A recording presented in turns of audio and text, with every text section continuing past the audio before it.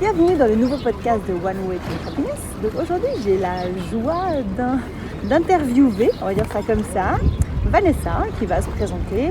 Juste pour situer, alors d'abord, juste là maintenant, on est lundi soir, il fait super beau, on est au bord du lac, on doit entendre des espèces de bruits de l'eau et c'est juste magnifique. Et en fait, avec Vanessa, on s'est rencontrés lors d'un pop-up où moi je présentais, c'était le tout début de ma marque, de les Jungle, qu'on a co-créé avec Thaïs, et c'est là où j'ai fait la rencontre de Vanessa. Et pour ceux qui la connaissent ou qui auront l'occasion de la rencontrer, c'est quelqu'un d'hyper solaire, de très souriant, c'est une personnalité qu'on a envie d'approcher assez immédiatement. Donc voilà, je vais la laisser se présenter. Je suis pas du tout gênée maintenant que tu viens de dire ça sur moi. Ok, écoute, je suis ravie Nathalie de passer ce petit moment avec toi et en quelques mots, en fait, j'ai 41 ans et ça fait plusieurs années, ça fait 5 ans maintenant que je fais du conseil en images. Donc en fait, ce que je fais la plupart du temps, c'est que j'aide les femmes à se révéler, à se mettre en valeur en fait et à trouver finalement leur manière à elles d'être bien dans leur peau, de se sentir belle au quotidien. Voilà, c'est pas juste pour un jour, pour un soir, c'est vraiment l'idée de donner des outils à ces personnes pour qu'elles se reconnectent ou qu'elles se connectent à leur beauté, à leur confiance en elles, à plein de choses. En fait, le conseil en image, c'est beaucoup plus que ce qu'on imagine. C'est pas du tout superficiel comme ça, comme on pourrait l'imaginer. Mais comme peut-être certaines personnes le font aussi. Il y a certaines personnes, on le voit, qui conseillent plus, genre quand tu as les fesses comme ça, il faut mettre tel style de pantalon. Toi, c'est pas ce que tu fais, il y a quelque chose de plus profond dans ta démarche. Oui, alors effectivement, je pense que ça touche quelque chose de plus global. Et puis c'est vrai que moi je vois cette tendance assez nette chez les femmes à toujours trouver le verre à moitié vide plutôt que le verre à moitié plein, être très sévère vis-à-vis d'elles-mêmes. Et ça n'aide pas dans la vie à se sentir bien. Et quand on passe du temps à chercher tout ce qui va bien, tout ce qui nous rend belle et comment le faire concrètement dans la vie de tous les jours, tout d'un coup, il y a plus de simplicité, il y a plus de plaisir, il y a plus de joie. En fait, c'est ça. Ce que mes clientes, elles me disent souvent, c'est que maintenant, c'est plus une galère le matin, c'est vraiment joyeux de s'habiller, de porter de la couleur, d'avoir changé des choses dans ma vie de tous les jours en fait. Qu'est-ce que tu faisais avant et est-ce qu'il y a eu quelque chose qui a fait tout d'un coup ce changement, l'envie de monter ta boîte, de conseiller les gens, de te former par rapport à ça? Il y a eu un événement particulier, quelque chose qui a fait que, ou c'était une longue démarche? Ouais, c'est assez difficile de vraiment dire à quel moment ça a tourné. En fait, je suis éducatrice sociale de métier. Donc, j'ai travaillé pendant de nombreuses années avec des personnes dans le handicap, plutôt déficience intellectuelle. Et cette histoire de l'image, de soi, de se trouver beau, en fait, ça m'a toujours interpellée, surtout avec cette population-là. Je me suis toujours dit, mais en fait, eux aussi, ils ont envie d'être coquets, ils ont envie d'être élégants, ils ont envie d'être beaux. Et je vois, dans les cours que je donne avec ces personnes-là, il y a vraiment quelque chose de très touchant parce que finalement, c'est pas ce dont ils ont l'habitude. On prend soin d'eux en termes d'alimentation, de logement, mais il n'y a pas ce truc complet de se dire moi aussi je peux aller dans les magasins et trouver une belle robe, moi aussi je peux éventuellement me maquiller, moi aussi je peux me faire belle une fois de temps en temps, etc. Et en fait j'avais dans cette optique-là, quand je me suis formée il y a plusieurs années au conseil en images, j'avais vraiment l'idée de l'utiliser aussi pour ces personnes-là et en fait je fais les deux finalement et c'est extraordinaire de pouvoir aider des personnes a priori qui n'auraient peut-être pas l'accès ou pas l'idée de faire ce genre de démarche.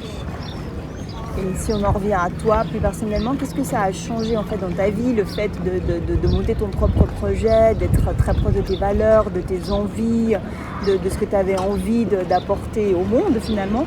Qu'est-ce que ça a changé dans ta vie personnelle en fait, pas chez les autres mais chez toi? C'est hyper difficile. Désolée. J'aime pas beaucoup parler de moi en fait. Ça a changé énormément de choses parce que j'étais quelqu'un qui était plutôt au service des autres. Donc vendre mes services, vendre ma personne, parce que finalement c'est ça que les personnes elles viennent chercher, c'est quelqu'un qui va avec laquelle elles vont adhérer, elles vont être. Donc c'était très compliqué au début. J'étais dans mon petit coin et puis j'avais pas trop envie de parler de moi, de me mettre en avant, etc. Et j'ai compris que si je voulais toucher plus de personnes et donner envie aux femmes plus particulièrement, parce que c'est surtout des femmes que j'ai comme clientes, il fallait que je sorte de ma bulle et c'est une nouvelle vie en fait d'être. Moi jamais j'aurais imaginé être femme entrepreneuse il n'y a pas si longtemps quoi. Ça s'est fait vraiment comme ça. Je me suis pas levée un matin en me disant ouais je vais monter ma boîte et puis je vais être ma propre patronne et je vais tout gérer, etc. Et je pense ce que j'ai fait de plus intelligent depuis que j'ai créé vraiment moi, c'est de déléguer certaines tâches à d'autres personnes parce qu'en fait on s'épuise beaucoup à vouloir tout faire soi-même et j'étais à des moments très très fatiguée et depuis que j'ai délégué certaines tâches à des personnes extraordinaires aussi qui sont arrivées autour de moi comme ça, j'ai encore plus de plaisir parce que je suis vraiment focalisée sur mon travail, d'être avec mes clientes et pas sur des tâches administratives ou des choses qui sont plus en lien avec du marketing, etc. Et c'est toujours plus facile d'avoir un œil extérieur. Tout comme je suis l'œil extérieur pour les personnes qui viennent me voir, c'est hyper rassurant d'avoir une ou deux personnes qui me disent « Ah ouais, mais tu vois, j'ai vu ça sur ton site, il faudrait que tu changes ça parce que par rapport à ton message et tout. » Donc ça, vraiment, c'est... Ouais, parce que, faut le dire, quoi, le fait d'être entrepreneur, je trouve ça hyper prenant et hyper difficile par moments parce que si on se bouge pas, il se passe rien. C'est une magnifique aventure, mais c'est vrai que c'est une aventure qui est hyper prenante. Il t'a fallu combien de temps pour trouver une espèce de vitesse de croisière, savoir que tu pouvais commencer à déléguer, te sentir bien dans tes baskets, je sais pas, sortir de certaines angoisses, trouver que tu avais le droit de faire ça, que tu étais légitime? Il t'a fallu longtemps pour avoir ce moment-là? Ouais, assez longtemps. Je pense que les 2 premières années, je me sentais pas du tout légitime dans ce que je faisais. Enfin, peu, on va dire. Et là, je dirais que ça fait 2 ans que là, vraiment, j'assume à fond et que je vois aussi dans le regard de mes filles c'est bête à dire, mais il y a quelque chose aussi qui a changé. Elles disent « Ah ouais, maman, elle fait vraiment quelque chose d'important dans sa vie. » C'est ça, en fait, qui a été aussi un grand moteur pour moi. C'est que je suis super contente d'être maman, mais j'ai arrêté de travailler pendant plusieurs années pour m'occuper d'elle. Et ça me correspondait pas entièrement. Je voulais pas être juste maman à la maison. J'avais vraiment besoin de m'épanouir dans une activité qui me passionne. Et franchement, ce qui est juste génial dans le fait d'être indépendante, c'est que je fais exactement les choses comme j'ai envie qu'elles soient finalement. On me laisse beaucoup de liberté. Parfois j'ai des mandats pour des structures dans la réinsertion professionnelle ou dans différentes structures où ils donnent des cours, par exemple des cours de français où elles me font intervenir.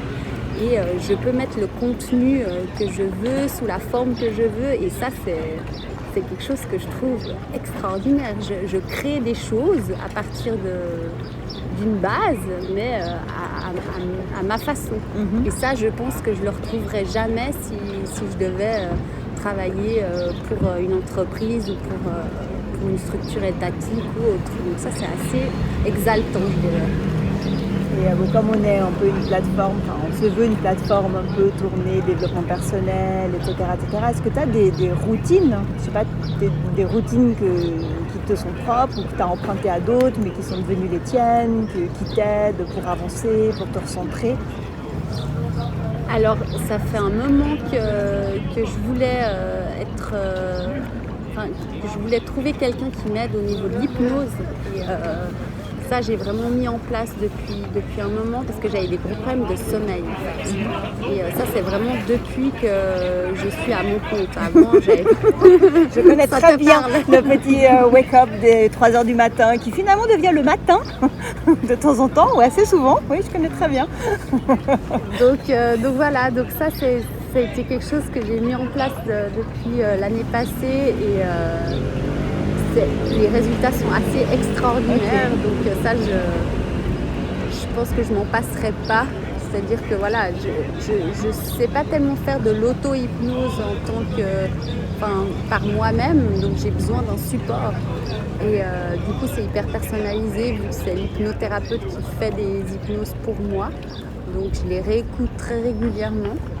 Et ça a vraiment changé ma qualité de sommeil. Donc voilà, ça c'est vraiment un rituel, quelque chose que je fais régulièrement. Et une deuxième chose qui me vient là, c'est j'ai découvert un Hollandais qui s'appelle The Iceman, Wim Hof, absolument. Et je pratique la douche froide depuis le mois d'octobre. Voilà, maintenant ça commence à faire quelques mois. Et je m'y tiens absolument. C'est-à-dire mais quoi, le matin ou ouais, je me douche plutôt le matin, donc je fais mes minimum 2 minutes sous l'eau très glacée. Froide. Ouais. Alors j'y vais par étapes et puis jusqu'à ce que ce soit très froid. Et tu fais vraiment les respirations que préconise. Ouais, alors ça j'avais mis en place, mais je dois dire que j'ai de la peine à m'y tenir. Moi ça me fait tourner la tête en fait, ça me fait m'évanouir. Je le fais coucher et même coucher, à un moment donné je vais me mettre sur le côté, je vais m'évanouir toute seule dans mon lit. Ouais. Toi tu y arrives Alors moi ça me va très bien, je supporte très bien, j'ai pas mal de fourmillements, ce qui l'explique aussi, qui est tout à fait assez ordinaire. Mais je trouve que c'est difficile de maintenir des routines absolues le matin et on retombe facilement dans se dire ouais ok bon je le ferai demain. Complètement. Après ce que j'ai aussi depuis des années c'est la Zumba et ça plus qu'un rituel c'est vraiment mon sport, donc ça je m'éclate là-dedans et ça je l'ai depuis des années, je le garde, je l'enlèverai pas. Ah, cool.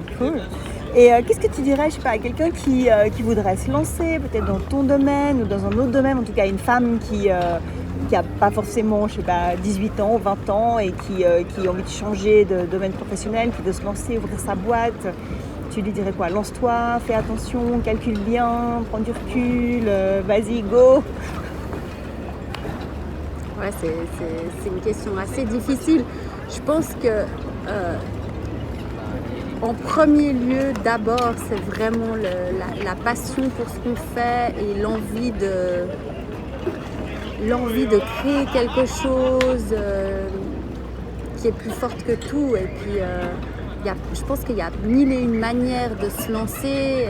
Moi, je connais beaucoup de personnes qui l'ont fait de manière, par étapes. Mm-hmm. Donc, elles ont gardé une activité rémunérée par sécurité. Et petit à petit, elles ont lâché au fur et à mesure quand elles voyaient que... Je pense que c'est assez reposant pour le cerveau et puis ça... Ouais, je pense que ça rassure bien. Si c'est possible de le faire, en tout cas, moi j'irais plutôt dans cette voie-là, quoi. Moi, c'était vraiment parce que j'avais pas trouvé d'activité dans mon domaine à temps partiel. Ouais.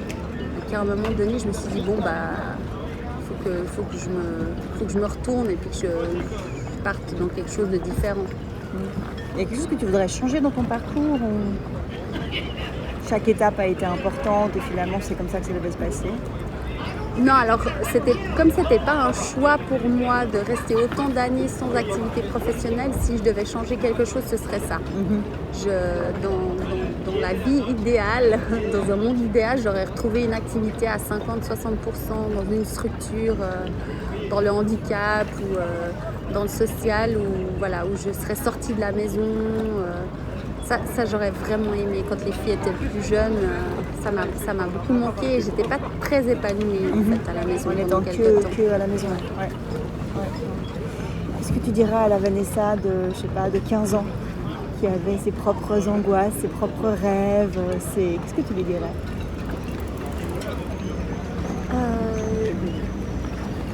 Je lui dirais de foncer en fait, de pas se poser de questions, surtout de ne pas trop écouter les anciennes générations. On en parlait tout à l'heure.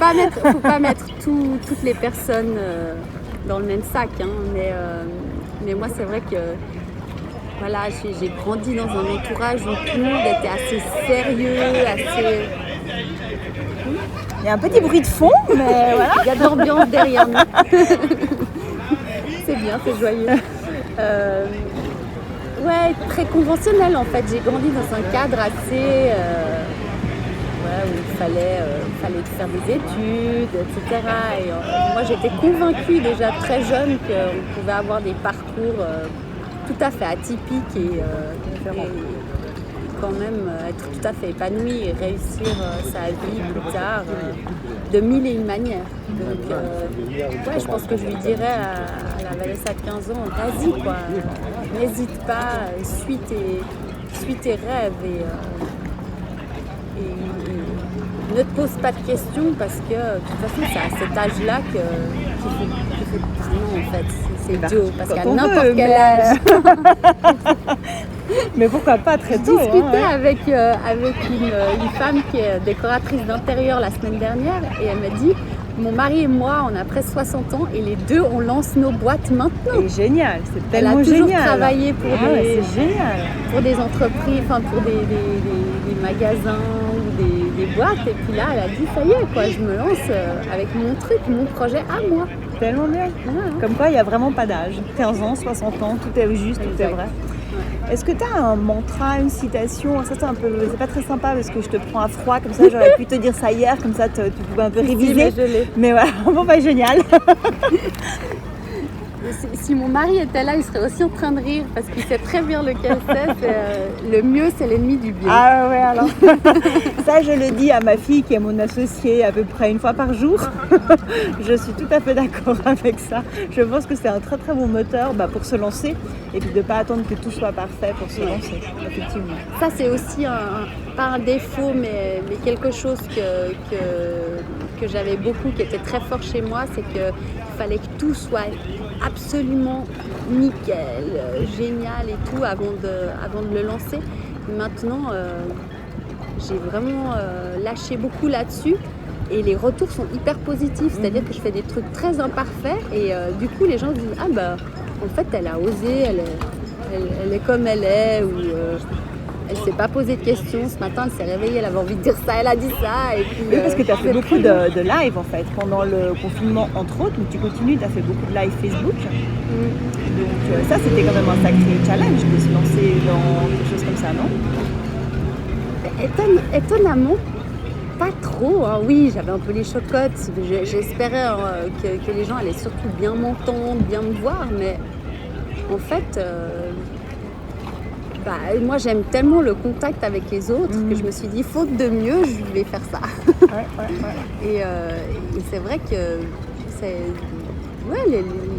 il y a beaucoup de personnes qui ont trouvé ça très chouette, donc tant mieux si j'ai pu toucher des personnes avec ça. Moi en tout cas ça m'a fait très plaisir de partager et ça c'est aussi quelque chose que j'ai appris, c'est que plus on donne de soi, plus on est généreux et plus ça revient et plus les gens se disent ah ben si j'ai envie de contacter quelqu'un ce sera elle.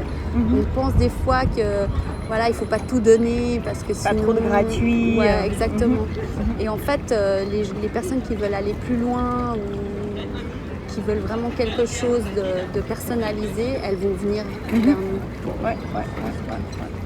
Et mais mille merci en tout cas d'être pressé à ce petit exercice. Alors juste pour préciser, où est-ce qu'on te retrouve, ton site, ton blog, tes contacts? Je te laisse dire, on va les écrire avec le blog, mais c'est vrai qu'on n'a pas toujours, quand on écoute un podcast, on n'a pas toujours envie de cliquer sur le lien, parce que des fois on le fait en conduisant, en marchant, dans le train ou autre. Donc c'est bien que tu le précises. Alors en fait, mon site c'est vraiment moi.ch et en fait j'ai un atelier qui est en ville, qui va bientôt changer de place, donc je vais pas forcément donner l'adresse, mais en tout cas si vous me cherchez, vous me trouverez sur vraiment moi.ch.